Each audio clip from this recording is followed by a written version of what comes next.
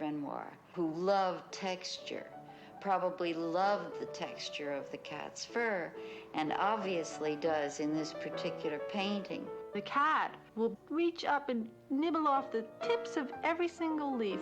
The woman was a model that Renoir painted often. She actually became Madame Renoir. Every leaf on the lower fringes have been very neatly chopped off. He has very skillfully and beautifully given us the softness, the fluffiness. It's a losing battle. He has given so perfectly the texture of the fur. I've tried lemon. I've tried garlic. It's a cat-like cat. I've tried spanking the cat. It's its own self. I've tried moving the plant. Focused on something. I've tried everything. I think his eyes are closed. Cats should eat plants, but when they're your plants in your living room, it is annoying. But when you let him outside, he'll spend most of the day grazing like a cow. It seems to me extremely important to have cats on so many Islamic pictures which show saintly personalities, because the Prophet Muhammad was a great cat lover, and there is a famous story that once a cat slept on the Prophet's sleeve and he had to get up for his prayer, and he did not want to disturb the animal, so he took scissors and cut the sleeve so that the cat could go on sleeping. When the Prophet loves something, every Muslim is bound to love the same thing.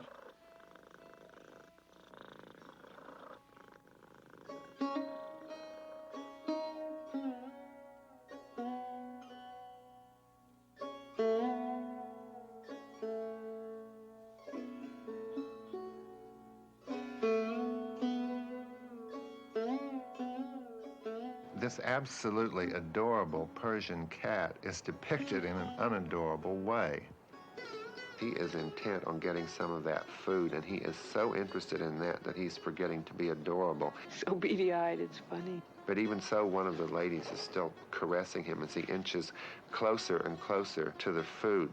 That's the way cats are. They want some of what you're eating. It's also an allegorical thing because the cat has symbolized many things in art throughout the ages, good and evil, domesticity and wildness.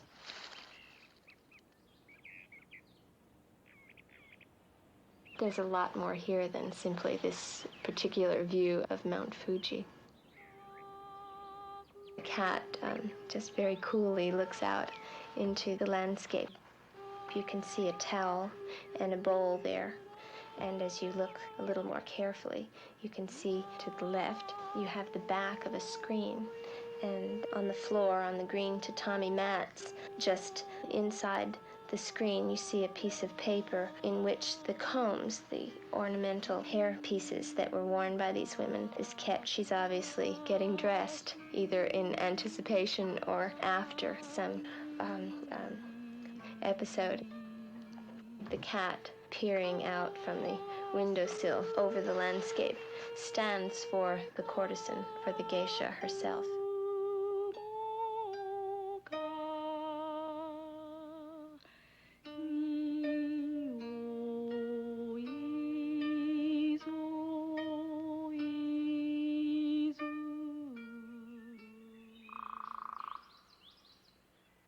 Cats were represented in Chinese art much later than in Japanese art, which is unusual because usually the developments in Japanese art came after